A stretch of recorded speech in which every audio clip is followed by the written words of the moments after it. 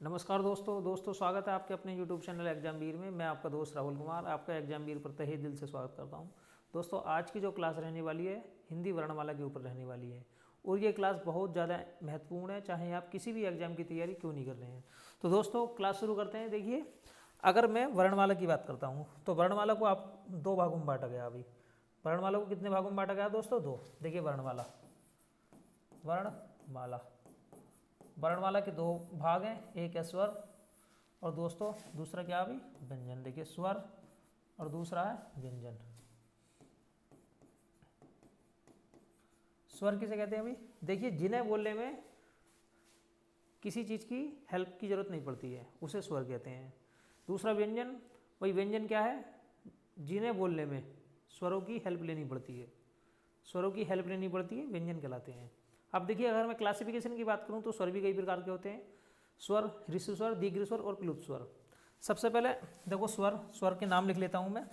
छोटा, बड़ा, छोटी, बड़ी, छोटा, बड़ाऊ, ऋषि, ठीक है, ए, आई, ओ और औ, अंक, अह, ठीक है। ये आपके क्या होते हैं? भाई स्वर होते हैं।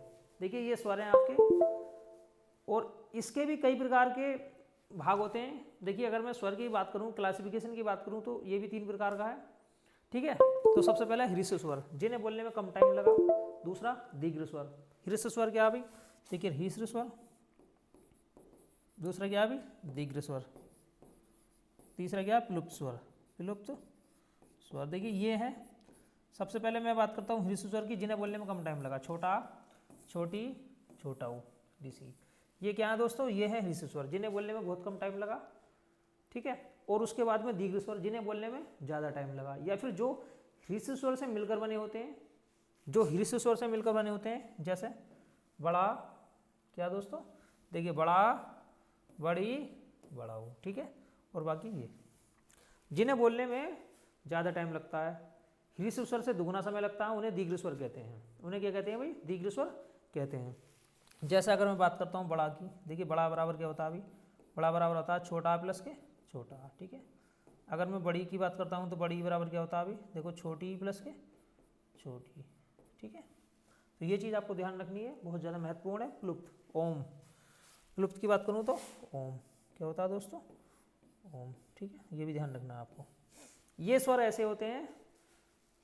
देखिए यहाँ भी आपसे कई प्रकार के प्रश्न पूछे जाते हैं, विव्रत, समव्रत, अर्धविव्रत, अर्धसमव्रत। यहाँ भी क्लासिफिकेशन है उसका, और एक एक पॉइंट को लेके चलेंगे जिससे आपकी सारी की सारी चीज़ क्लियर हो जाए। आप व्यंजन क्या कहते हैं भाई? देखो कै, च, ट, त, प, ठीक है। अगर मैं कै की बात करता हूँ तो कै, ख, ग, घ, ड़, च, छ, झ, देखो च, छ, झ, झ, ड़, ट, ठ, ड, ढ और ड़, त, थ, द, ध, न, प, फ, ब, भ, म। इसके बाद अंत्यस्थ होते हैं य, र, ल, व, स, है, ठीक है। ध्यान रखना आपको, ये रे ले बे से है। देखिए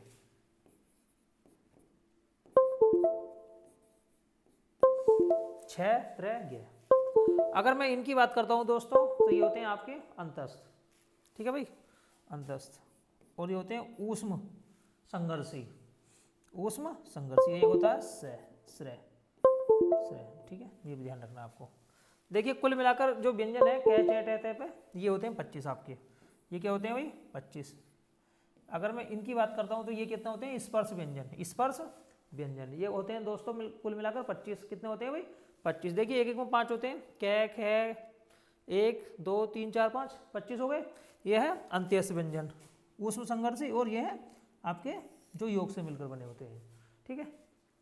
तो इसमें भी क्लासिफिकेशन दिया हुआ है अभी। देखिए अल्पप्राण, महाप्राण और जितने भी भाग होते हैं इसके, बोलने के आधार पर सारे के सारे एक एक करके मैं आपको दोस्त बताऊंगा। घोष, अघोष, सघोष, यहाँ भी बहुत सारी चीज़ें हैं जो आपसे पूछी जाती हैं एग्जाम में और ये बहुत ज़्यादा महत्वपूर्ण होती हैं। तो आपको पहली बात तो वर्णमाला ध्यान रखनी है कि वर्णमाला है क्या भाई। देखिए वर्णों के व्यवस्थित समूह को वर्णमाला कहते हैं, शब्दों के, ठीक है, शब्दों के व्यवस्थित समूह को वर्णमाला कहते हैं। इसमें दो प्रकार हैं, स्वर, व्यंजन। स्वर क्या भाई, देखिए छोटा ए, आ, ई, ऐ, ऊ, औ, ऋषि, ए, ऐ, ओ, औ, अंग, अह, ठीक है। देखिए इनकी मात्राओं की अगर मैं बात करूं तो इनकी मात्राएं आपके लिए बहुत ज़्यादा महत्वपूर्ण है। जैसे इसकी कोई मात्रा नहीं होती, ये हर शब्द के अंदर होता है, इसमें एक मात्रा होती है। ये क्या होती है भाई, छोटी, ये बड़ी, ठीक है, ये ओ, ये ओ, जैसे, ठीक। अब इसकी बात करता हूँ तो ओनली एक, ये डबल होती है एक में, ये क्या होती है, एक डंडे के ऊपर एक, ये होती है एक डंडे के ऊपर डबल, ये अंक, ये ध्यान रखना। ये चीज़ें हैं, ये इनकी मात्राएं हैं, ठीक है। ये चीज़ आपको बिल्कुल ध्यान रखनी है दोस्तों। बाकी यहाँ ये बहुत महत्वपूर्ण है और यहाँ से इतने प्रश्न पूछे जाते हैं हर एग्जाम में, चाहे आप किसी भी एग्जाम की तैयारी क्यों नहीं कर रहे हैं। अब आगे चलते हैं भाई, देखिए तो आगे चलते हैं। देखिए मैंने आपको बोला है भाई, अगर मैं व्यंजन की बात करता हूँ तो ये आपके व्यंजन है। देखिए कै वर्ग कै, खे, गे, घे, ड़े, च वर्ग च, छ, झ, झ, ड़े, ट वर्ग टे, ठे, टे, ठे, ड़े। देखिए दो होते हैं उनक्षिप्त, ये द्विगुण है, उच्छिप्त है, डे और ड़े। देखिए यहाँ पर बिंदा है, यहाँ बिंदा नहीं है, ठीक है। और है तै वर्ग तै, थे, दे, धन है, पै वर्ग पै, फै, बै, भै में अंत्यस्थ व्यंजन होते हैं, ये रे, ले, वे, उसमें होते हैं स। तीन प्रकार के से होते हैं, ये संयम वाला होता है, ये होता है षटकोण वाला और ये होता है सपेरा वाला, ठीक है, ये है। और बाकी संयुक्त व्यंजन जैसे छः की बात करी जाए, छः छत्रिया, तो इसमें कै, देखिए हलंत कै प्लस से, और त्रय तरसूत तय हलंत प्लस रे, ज्ञ ज्ञानी जय प्लस रण है, ठीक है। और जो श्रेय होता है से, श्रम वाला से, तो से प्लस रे, ध्यान रखना ये चीज़ है। ये मिलाकर कुल होते हैं 4, ठीक है, 4 4 4, ये कितने होते हैं भाई, ये होते हैं 12, ये कितने होते हैं भाई 12, और ये कितने होते हैं भाई 25, 25 प्लस 12, देखिए 25 प्लस 12 की अगर बात करी जाए तो ये 37 होते हैं। ये कितने होते हैं दोस्तों, 37 होते हैं। व्यंजन कितने होते हैं दोस्तों, 37। लेकिन इसमें अगर इन दोनों को भी जोड़ा जाता है तो ये हो जाते हैं 37 और 2 41, 37 और 2 41। देखिए उच्छिप्त व्यंजन होते हैं दो, एक होता है ढ और एक होता है ढ, इसमें बिंदा होता लगा हुआ, इसमें बिंदा नहीं होता है। तो ध्यान रखना है, जैसे पेड़ लिख दिए हम तो पेड़ के अंदर ये वाला ढ आता है, ठीक है। तो ध्यान रखना है आपको बहुत सारी चीज़ें। अब देखिए सबसे पहले मैं बात कर लेता हूँ क्लासिफिकेशन ऑफ स्वर की, कि स्वर हैं कितने प्रकार के। देखो स्वर की अगर मैं बात करता हूँ तो दोस्तों स्वर भी कई प्रकार के होते हैं। देखिए अगर मैं उच्चारण के आधार पर बात करूँ तो स्वर का जो वर्गीकरण होता है ह्रीष्व स्वर, दीर्घ स्वर, प्लुत स्वर। ह्रीष्व स्वर किसे कहते हैं, जिनके बोलने में कम टाइम लगता है उन्हें ह्रीष्व स्वर कहते हैं। जितने भी छोटे होते हैं जैसे छोटा, छोटी, छोटू, छोटा, छोटी, छोटू, ऋषि। देखिए छोटा मतलब ए, ई, ऊ, ऋषि, ये चीज़ 4, ये कुल मिलाकर भी कितने होते हैं 4 होते हैं। अब दीर्घ स्वर क्या होते हैं भाई, दीर्घ स्वर जो होते हैं ह्रीष्व स्वर से मिलकर बने होते हैं, ह्रीष्व स्वर से मिलकर बने होते हैं। जैसे आ, उ, ए, औ, ई, ए, ओ, ठीक है। कुल मिलाकर ये कितने होते हैं भाई 4 और 3 7 होते हैं। कितने होते हैं दोस्तों, ये 7 होते हैं। देखिए जो बड़ा आ बनता है वो छोटा प्लस छोटा ये बनता है, ऊ प्लस ऊ ये बनता है, ए प्लस ए। देखिए ये ध्यान रखना है, ए प्लस ए, औ ए प्लस ओ, ठीक है। ई छोटी छोटी और ए प्लस ई, ध्यान रखना है ए प्लस ई, ठीक है भाई। देखिए ए प्लस ई से बनता है ये, और जो बड़ा वाला जो बनेगा ये ए प्लस ए से बनेगा, ठीक है। और ओ जो बनता है ओ जो बनता है वो ए प्लस ओ, ये चीज़ ध्यान रखना। जब भी आप संधि विच्छेद करेंगे, संधि करेंगे तो आपको बहुत ज़्यादा काम देगा ये चीज़, ठीक है। संधि विच्छेद में बहुत ज़्यादा महत्वपूर्ण है ये चीज़। अब आगे चलते हैं भाई। देखिए जो प्लुप्त होता है भाई, जिनके उच्चारण में दीर्घ स्वर से भी ज़्यादा टाइम लगे, बहुत ज़्यादा टाइम लगता है, जैसे ओम, ठीक है, या राम, ठीक है, ओम या राम। अब आगे देख लेते हैं भाई। अब यहाँ पर देखिए मुंह के खुलने के आधार पर, यहाँ पर बोला गया भाई मुख द्वार के खुलने के आधार पर स्वर वर्गों का जो वर्गीकरण है, क्लासिफिकेशन है, उसकी बात कर लेते हैं। देखिए यहाँ पर देखिए विव्रत स्वर, अर्धविव्रत स्वर, समृत स्वर, अर्धसमृत स्वर, ठीक है। तो सबसे पहले विव्रत स्वर की बात कर लेता हूँ भाई, जिनके उच्चारण में मुख द्वार पूरा खुलता है। विव्रत, विव्रत का मतलब है एक तरीके से ओपन। क्या है भाई विव्रत का मतलब, ओपन, ठीक है। विव्रत का मतलब है मुख द्वार पूरा खुला हुआ। विव्रत का मतलब होता है दोस्तों open, open mounted, open mouth, ठीक है। जिनके उच्चारण में ऐसे स्वर जिनके उच्चारण में पूरा मुख खुल जाए, आप खुद भी बोलकर देख सकते हैं कि इन शब्दों को बोलने से क्या मेरा पूरा मुंह खुला या नहीं खुला। जैसे ये होते हैं 3, आ ए औ, आ ए औ, आ ए औ। क्या होते हैं भाई, देखो आ ए औ ये 3 होते हैं, ठीक है। अब देखिए अर्धविव्रत क्या होते हैं, देखिए अर्धविव्रत मुख द्वार आधा खुलता हो, जिनके बोलने पर मुख द्वार आपका क्या होता हो, आधा खुलता हो, अर्धविव्रत कहलाते हैं। अर्धविव्रत 3 प्रकार के हैं, जैसे ए ओ, देखिए ए ओ, ये होते हैं अर्धविव्रत। क्या भी दोस्तों, अर्धविव्रत जहां पर जिन्हें बोलने में, जिनका उच्चारण करने पर मुख द्वार आधा खुलता हो, क्या होता हो, आधा खुलता हो, अर्धविव्रत कहलाते हैं। जैसे ए औ, ध्यान रखना ए औ। देखिए यहाँ पे ए औ ये छोटे वाले हैं, ये इसका बड़ा रूप, ये इसका बड़ा रूप, ये इसका बड़ा रूप, ये। तो थोड़ी सी ट्रिक के माध्यम से भी देखेंगे। एक है अर्धविव्रत और एक है विव्रत स्वर। अर्धविव्रत, यहाँ विव्रत है, ठीक है, विव्रत का मतलब पूरा मुख खुला हुआ, और अर्धविव्रत का मतलब आधा मुंह खुला हुआ, ठीक है, आधा मुंह खुला हुआ। अब आगे चलते हैं, अर्धसंव्रत। देखिए ये विव्रत है, विव्रत का मतलब होता है खुला हुआ मुंह, ओपन माउथ। विव्रत का मतलब होता है ओपन। विव्रत का मतलब क्या दोस्तों, ओपन, ठीक है, ओपन, चाहे हाफ ओपन हो, ठीक है, या फिर फुल ओपन हो, ठीक। अब यहां पर बात करते हैं अभी दोस्तों, देखिए आगे बात कर लेते हैं संव्रत की। देखिए संव्रत में क्या, अभी संव्रत का मतलब ये लगा, संव्रत का मतलब होता है दोस्तों, देखिए एक मिनट,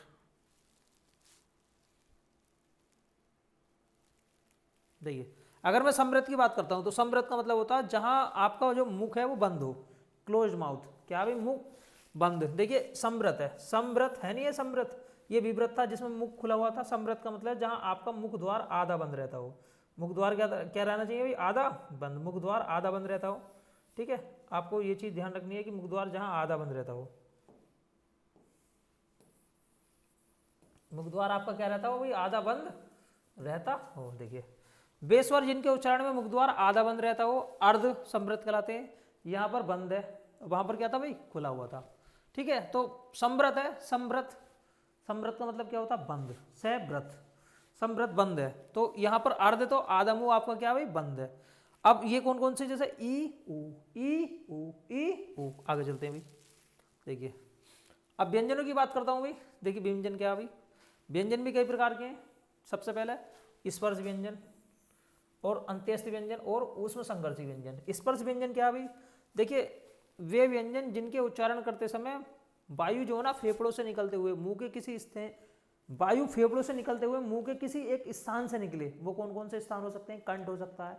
कंठ के बाद कहाँ आते हैं भाई बताइए, कंठ के बाद आते हैं तालु, तालु के बाद मूर्धा, मूर्धा के बाद दांत, दांत के बाद होठ। ये चीजें इनका क्रम है। देखिए इंसान की जो ना जो गला होता है उसी में सारी की सारी चीजें दी हुई हैं, सीक्वेंस से लेना है। सबसे पहले कंठ, कंठ के बाद ऊपर वाला हिस्सा, जो हमारे मुंह का ऊपर वाला हिस्सा होता है ना, तालु, ठीक है, तालु में प्रवेश करेंगे।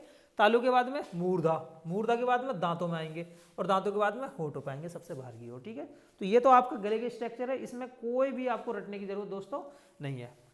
अब इनकी जो संख्या है 25 है। जैसे मैंने आपको बताया कै चे टे ते पे, कै चे टे ते पे, कै चे टे ते पे होता नहीं होता भाई, कै खे गे घे ड़े, चे छे जे झे ड़े, टे ठे डे ढे ढे, ते थे दे धे पे।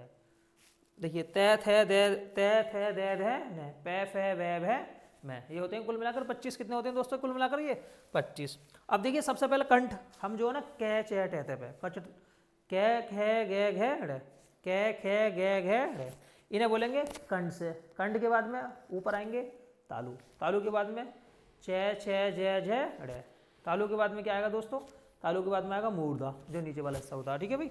उसमें बोला जाता है टे, देखिए टे टे ठे डे, टे ठे डे ढे ढे, ठीक है। उसके बाद में ते थे दे धे ने, ये किससे बोला जाता है भाई, दांत से। देखिए तय बोलेंगे तो तय थे, दांतों से, इसमें जो आपकी जो वायु है वो दांतों से निकलेगी स्पर्श करते हुए, तय थे दे धे ने। उसके बाद में होठों को स्पर्श करते हुए निकलेगी पे फे वे भे मैं। जो आपकी वायु है ना वो आपके इन जो अंग है, इन ऑर्गन को स्पर्श करते हुए निकलती है। देखिए साफ साफ बोला गया है कि देखिए मुंह के किसी स्थान विशेष से को स्पर्श करते हुए बाहर निकलती है, ठीक है। अब आगे देख लेते हैं बच्चों। अब घोषत्व के आधार पर अगर मैं बात करता हूँ, क्लासिफिकेशन की बात करी जाती है, तो देखिए एक होता है एघोष और एक होता है सघोष। देखिए एघोष क्या होता है भाई, एघोष वे व्यंजन जिनके उच्चारण में स्वर तंत्रियों में कंपन न हो, एघोष कहलाते हैं। मतलब यहाँ पर जो नहीं आपकी जो स्वर तंत्रियाँ हैं जिनसे बोला जाता है उनमें कंपन नहीं होना चाहिए, वाइब्रेशन नहीं होनी चाहिए, कंपन ना हो, वाइब्रेशन ना हो, एघोष कहलाते हैं। द्वारा देख लीजिए, बे स्वर बे व्यंजन, ठीक है, वे व्यंजन वर्ण जिनके उच्चारण में स्वर तंत्रियों में कंपन न हो, क्या कहलाता है अभी, एघोष कहलाते हैं। अब प्रत्येक वर्ग का पहला और दूसरा एघोष है। पहला और दूसरा क्या अभी, एघोष। जैसे पहले वाले में कैक है, देखिए ये गै घेड़ है, ये होते हैं नहीं होते, इसमें पहला वाला जो है ना, पहला और दूसरा क्या भाई, एघोष है। और इसमें चैच है और टे टैठ है, तैथ है, पैफ है और सह है, ये तीनों उसमें होते हैं सह। देखिए उसमें होते हैं सह, ये जो नहीं एघोष है, ये क्या मेरे भाई, एघोष है। ध्यान रखना, इन्हें बोलते वक्त स्वर तंत्रियों में कंपन नहीं होता है। अब एघोष के बाद में आ जाता है सहघोष। देखिए सहघोष क्या अभी, वे व्यंजन जिनके उच्चारण में स्वर तंत्रियों में कंपन हो, जिनके बोलने से स्वर तंत्रियों में क्या होना चाहिए, कंपन होना चाहिए। देखिए स्वर तंत्रियों में कंपन उत्पन्न हो, सहघोष कहलाते हैं। सहघोष, सहघोष का मतलब होता है एक तरीके से सहघोष मतलब कंपन सहित, कंपन सहित घोष, ठीक है, जो आपकी एक तरीके से साउंड थी ना वो इको बार बार आई, तो ये क्या है भाई, सहघोष है। अब इसमें जो बात करते हैं, देखिए तीसरा चौथा पांचवा, सहघोष में क्या होता है, हर उसका वर्ण का, हर सीक्वेंस का, हर वर्ग का तीसरा चौथा पांचवा सहघोष है। पहला दूसरा क्या है, एघोष है। पहला दूसरा क्या है भाई, एघोष है। तीसरा चौथा पांचवा सहघोष है। तो ध्यान रखना, देखिए तीसरा मतलब कै वर्ग इन सबका तीसरा चौथा पांचवा है। बाकी जितने भी स्वर होते हैं, जितने भी स्वर होते हैं, ए आ ई आई उ औ ए अंग ए ओ औ, ठीक है, ये जितने भी होते हैं अंक है को छोड़ते हुए सारे के सारे दोस्तों क्या होते हैं भाई, सहघोष होते हैं। ठीक है, ए आ ई आई उ औ, ये सारे के सारे जितने भी स्वर हैं आपके क्या बोलते हैं, ए, ये होते हैं सहघोष। मतलब इन्हें बोलते वक्त आपकी स्वर तंत्रियों में कंपन होगा। क्या होगा भी दोस्तों, कंपन होगा। और बाकी ये रे ले वह, ये रे ले वह, देखिए ये आपके अंतस्थ व्यंजन और है, ठीक है, उसमें है होता है ओनली, ये रे ले वह होता है और उसमें है होता है। तो ये सारे के सारे क्या भाई, सहघोष है। तो ध्यान रखना है आपको कि क्या होता है एघोष और क्या होता है सहघोष। देखिए मैं एक बार और क्लियर कर देता हूँ। एघोष का मतलब होता है जिन्हें बोलते वक्त कंपन ना हो। सहघोष का मतलब होता है जिन्हें बोलते वक्त स्वर तंत्रियों में कंपन हो। ठीक है, अगर मैं पहले दूसरे की बात कर लेता हूं तो पहला दूसरा क्या है, एघोष। तीसरे चौथे पांचवें की बात कर लेता हूं तो तीसरा चौथा पांचवा क्या, सहघोष। ठीक है, इन्हें बोलते वक्त आपकी जो स्वर तंत्री है उनमें कंपन होता है। अब आगे चलते हैं भाई दोस्तों, आगे चल लेते हैं। देखिए प्राण के आधार पर भाई, देखिए प्राण, अल्पप्राण, महाप्राण। देखिए एक है एघोष, एक है सहघोष। एघोष सहघोष, यहाँ नाम लिख लेता हूं मैं, एघोष और सहघोष, एघोष और सहघोष। देखिए एघोष में क्या होता है अभी, पहला दूसरा, प्रत्येक वर्ग का पहला दूसरा। इसमें क्या होता है अभी, तीसरा चौथा पांचवा, तीसरा चौथा पांचवा। बाकी इसमें क्या होता है, ये रे ले वे, देखिए ये रे ले वे, ये अंतस्थ होते हैं सारे के सारे। ठीक है, अंतस्थ होते नहीं होते, और इसमें एक है होता है। बाकी जितने भी स्वर हैं, जितने भी स्वर हैं आपके, छोटा, बड़ा, ए आ ई आई उ,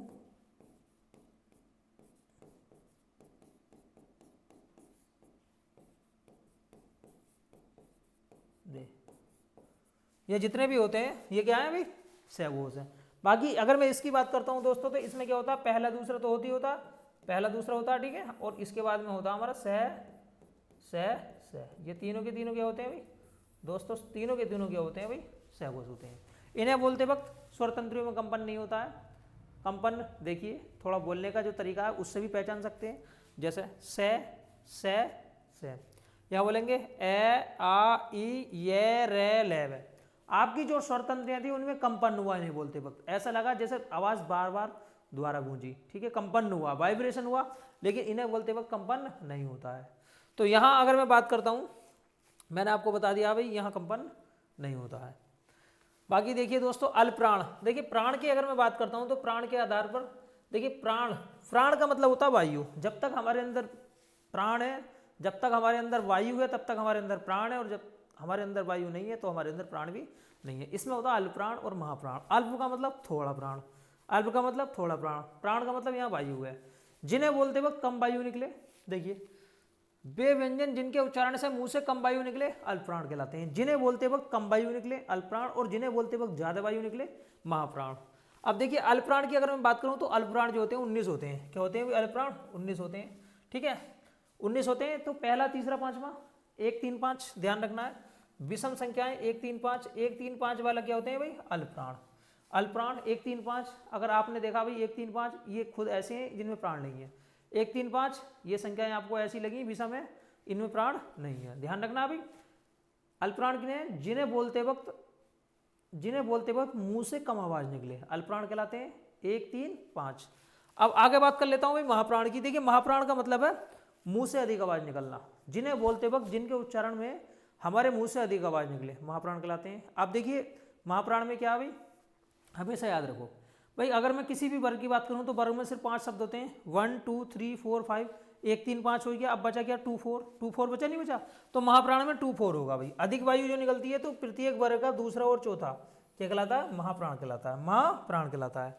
अब देखिए यहां मैं बात कर लेता हूं, तो यहां पर ऊष्म व्यंजन, देखिए ऊष्म व्यंजन होते हैं सारे, से यहां पर ये ध्यान रखना है आपको। और इसमें जो ना अल्पप्राण में यह रे लेव है, अंत्यस्थ व्यंजन होते हैं यह रे लेव है, यह रे लेव है।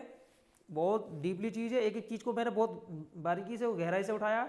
जितने भी अल्पप्राण की, अगर मैं अंत्यस्थ व्यंजन की बात करूं तो अंत्यस्थ व्यंजन ना अल्पप्राण है। अल्पप्राण कैसे है, देखिए आप मुंह पर हाथ रखिए और आप पता लगा सकते हैं कि कौन सा शब्द को बोलते वक्त कितनी वायु निकली है, कितनी वायु नहीं निकली है। अगर मैं अल्पप्राण की बात करता हूं दोस्तों, तो अल्पप्राण एक ऐसा शब्द है, यह मैं बोलूंगा तो कोई मेरे मुंह से वायु नहीं निकली। देखिए यह रे लेव है, कोई वायु नहीं निकली। अगर मैं बोलता हूं से, तो इन शब्दों को बोलते वक्त जो वायु है वो बाहर निकलेगी और हाथ से टकराएगी। हाथ से आप स्पर्श करेंगे, एक अनुभव करेंगे कि वायु जो है वो टकरा रही है। तो क्या भाई ऊष्म संघर्षी व्यंजन जो है ना वो ऐसे हैं जिन्हें बोलते वक्त मुंह से वायु निकलती है, लेकिन अंत्यस्थ व्यंजन यह रे लेव है, इन्हें बोलते वक्त मुंह से वायु नहीं निकलती है। बाकी आप जानते हैं भाई पहला तीसरा पांचवा, और इसमें होते हैं दूसरा और चौथा। ठीक है दोस्तों, अब आगे चलते हैं। अल्पप्राण हो गया, महाप्राण हो गया, बस ये चीज जरूरी थी, अल्पप्राण महाप्राण भी। अब आगे देख लेते हैं। देखिए मैं थोड़ा सा क्लासिफिकेशन की बात कर देता हूं। मैंने आपको पहले बताया कंठ से बोलते वक्त सबसे पहले जब भी मैं बोलने का जिक्र करता हूं तो हमारे कंठ से शुरुआत होती है। कंठ में क्या होता है, कै खे गे घे, ठीक है, कै खे गे घे, ठीक है। अब इसमें भी देखो एघोष, देखिए एघोष की मैं बात कर लेता हूं, एघोष और दो, पहला दूसरा क्या होता है, एघोष होता है। पहला दूसरा क्या होता है दोस्तों, एघोष होता है। और तीसरा चौथा पांचवा क्या होता है, सहघोष होता है। देखिए अल्पप्राण क्या भी, इन्हें बोलते वक्त मुंह से कम आवाज निकली, क्या, अगर आप क्या बोलोगे भाई क्या बोलोगे तो मुंह से आवाज कम निकलेगी, कै, ठीक है। खे बोलोगे तो खे से देखिए आवाज ज्यादा निकलेगी, तो ये महाप्राण है, खे आवाज ज्यादा निकलेगी। फिर घै बोलोगे तो ये अल्पप्राण है, लेकिन घै बोलोगे तो फिर आवाज निकलेगी।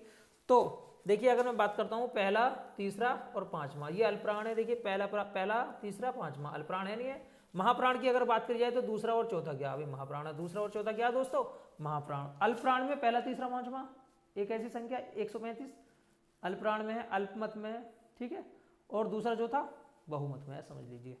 बाकी जो एघोष होता है, एघोष क्या होता है अभी, पहला दूसरा एघोष है, पहला और दूसरा हर वर्ग का पहला दूसरा एघोष है। वहीं सहघोष की बात करी जाए तो तीसरा चौथा पांचवा सहघोष है। तो ध्यान रखना है आपको, ठीक है भाई। सबसे पहले कंठ से बोले जाते हैं कै वर्ग, उसके बाद में चै वर्ग बोला जाता है तालव्य से, तालु से।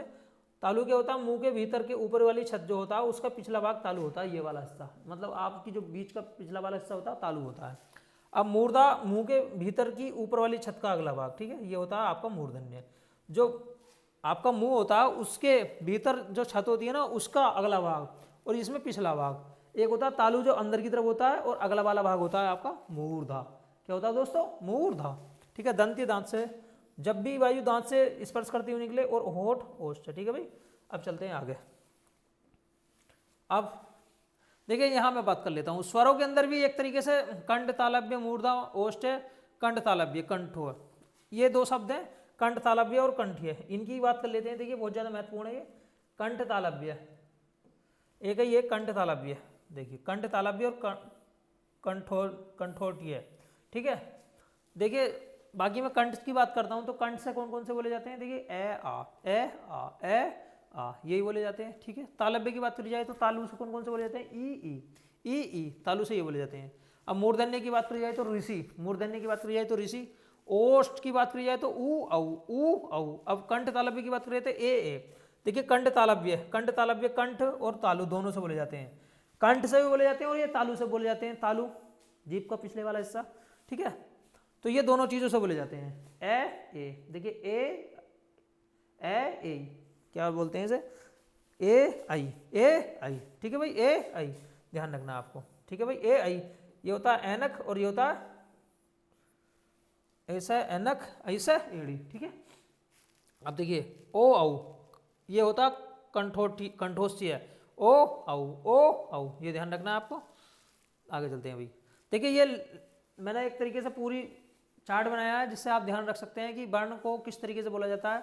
सबसे पहले हम शुरुआत करते हैं कंठ से, कंठ से शुरुआत करते हैं भाई। देखिए कंठ बोले तो कंठ, किसी भी शब्द को बोलने के लिए कंठ, हमारी कंठ से आवाज निकलती है नहीं निकलती है। इसमें देखो कै वर्ग आता है, कंठ से कै वर्ग आएगा नहीं आएगा भाई, कंठ से आपका क्या आएगा, कै वर्ग आएगा। कंठ से मेरे दोस्त कै वर्ग आया, देखिए कै वर्ग आया नहीं आया भाई, कै वर्ग आया कंठ से। और उसके बाद में क्या आया, ए आ, देखिए ए आया, आ आया, ए आ और है और विसर्ग, ये होते हैं कंठ से। ये क्या होते हैं भाई दोस्तों, कंठ से। अब कंठ के बाद में क्या होता है अभी, देखिए कंठ के बाद में आप जाते हैं तालु, कंठ के बाद में आप क्या जाते हैं दोस्तों, तालु पे जाते हैं, नहीं जाते हैं भाई। देखिए तालु पे जाते हैं तो तालु में क्या होता है, देखिए तालु में आता है चय वर्ग, तालु में आता है आपका तालव्य बोलते हैं इसे, चय वर्ग। और देखिए छोटा ए आ के बाद में ई आई, देखो तालु से ई आई भाई, ए आ के बाद में ई आई पे मुझे तो तालु से बोले जाएंगे ई आई और ये से, और ये क्या होता है भाई, ये से, ठीक है भाई, ये से, पहला अक्षर ये रे ले से, ठीक है, पहला अक्षर। देखिए अंत्यस्थ का पहला और ऊष्म संघर्षी का पहला अक्षर। अब आगे देखिए, इसके बाद में आप तालु के बाद में मूर्धा पाएंगे नहीं आएंगे भाई। देखिए मूर्धा में ऋषि होता है, ये ऋषि होता नहीं होता, और टै वर्ग होता है, और से और रे होता है। मूर्धन्य में से और रे होते हैं। मूर्धा के बाद क्या आते हैं भाई, देखिए मूर्धा के बाद में आप कहाँ आते हैं भाई, मूर्धा के बाद में आप आते हैं दोस्तों, देखिए दंत पे, दांतों से तय वर्ग तय थे दे ने, और ले और से, देखिए ले और ये रे ले बे, ले होता है और से होता है, ठीक है, तीसरा वाला होता है, ठीक है। इसके बाद में दंत और ओष्ठ बे बोला जाता है, दंत और ओष्ठ बे बोला जाता है, ओष्ठ से बोला जाता है पे वर्ग, पे फे बे भे मैं, और औ और ऊ और औ, देखिए दंत ओष्ठ होता है होठों से, पे वर्ग पे फे बे भे मैं, ऊ औ, ठीक है। और ओष्ठ और कंठ से बोला जाता है ओ औ आ, ठीक है भाई।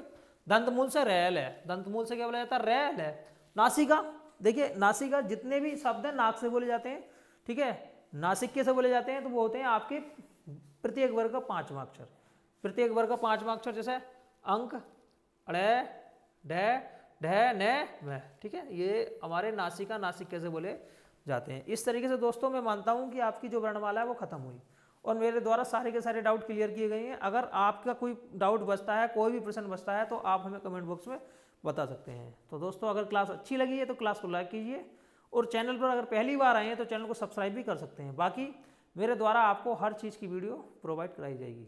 मिलते हैं नेक्स्ट वीडियो में, आज के लिए इतना ही काफ़ी है। जय हिंद, जय भारत।